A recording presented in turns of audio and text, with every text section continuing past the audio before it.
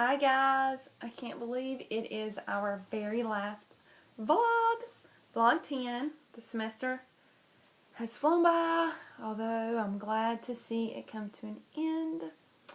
I can't believe it's been a year. I'm glad we all made it, which I had no doubt. But this week's readings there were several chapters, but it did focus on, like Tim mentioned in his vlog, about the ecological theories. But I especially liked chapter 19 and I feel like it was the broader aspect of the chapters in this week's readings, were how you can use them in combination, and how, as the broad picture as a student affairs professional, is that there's no cookie cutter shape for putting a student in trying to fit them in a development theory model. Different students are obviously different, and you use the models you've learned as guidance. But anyway, I like that, how it says you can combine different ones, and it offered the suggestions of Evans and a few others that were good models, and how to use those as student affairs professionals. So, Tim, in specific, your questions, number one, were, since being in the higher education field and in school for higher ed, have you gained more of a sense of self-authorship? I believe that's what you were asking. And yeah, of course, I think that is, obviously we want to learn more about our field, but I think as we grow as students, as people, obviously I think you carve yourself into, you work on your internal self, and I think that's an important piece of the puzzle. So absolutely, I think I've learned more and have more of a sense of self-authorship. And I don't think that it's that I didn't have one before, or have a sense before. I think, like you mentioned, it's changed because our views change, the material that we cover has changed, and I think it just gives us a component to see students and see them in different lenses. I mean, we're looking through, I know for me, for myself, I'm looking through a different set of lens. It just seems more of a broad set, and it's just opened my eyes to, I don't know, maybe diversity, and just a way of, seeing students in different lights, and how we can help them during this period. And I think the chapter about,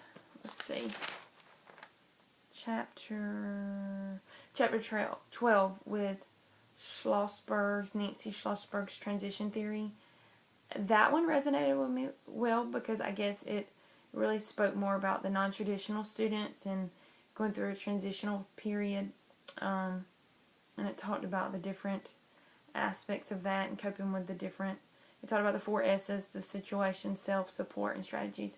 So to me, that resonated really well, because I can see myself in that one, obviously being a non-traditional student. And I don't feel like I'm old, well, except when I'm in class with all you young children. But I just feel like I'm in a different place than you guys are. That's why I consider myself non-traditional. Not necessarily because of the age, but. So maybe that answers the question about self-authorship. The second question you asked is, which model do you think is most useful this semester? And the one that always, I don't know if it's, I guess it's the most useful because it's the one that I understand the best. I think it just sits it's easy for me to put in perspective for myself, but when I think about others as well, and that is Bronfenberger, Bronfenberger. Like you said, I guess it's the model, the mesosystem and microsystem, and to me, maybe it's the visual. Maybe it's the visual model that makes it easier to read, but it seems like that one, to me, that just sticks out more in my head and in my thoughts when I think about a model that's been most useful. And I know even with my own paper, with my student project, that came to mind as well. Every time I was thinking, okay, which ones do I want to use? Which ones do I want to argue are similar and different? And so Bronfenberger definitely sticks out. Number 3 question you asked, do you think the models we've covered, do you think the models that have phases and transitions are similar? Absolutely. I think let me back up. I don't think that every theorist or researcher, when they're looking at their models, they may not have the exact same situational phase or situational transition, but as a whole, the big picture, I think that yes, it is a change from one context of a situation to the next. It is a change in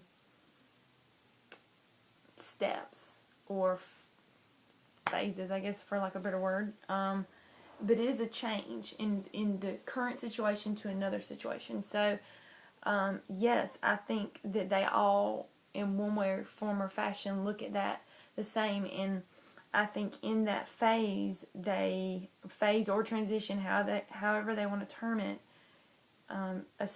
those students go through those similar steps, and maybe they use phase as it could be a time issue. A phase may be smaller than a stage. A stage maybe it's a time element in there, but I think all students experience when the theorists put that it's a phase or a stage, I think that it's just a growth. It's a growth from one step to another, whether they term it as a phase or a stage, whatever term they use.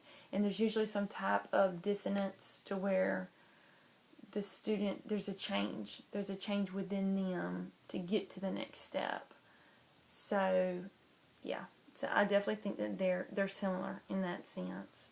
So that is my vlog. That is my final vlog. And I've really enjoyed doing this. I think it's definitely made me more comfortable with seeing myself on video. And I wish you guys all the best, and I'll see you in class.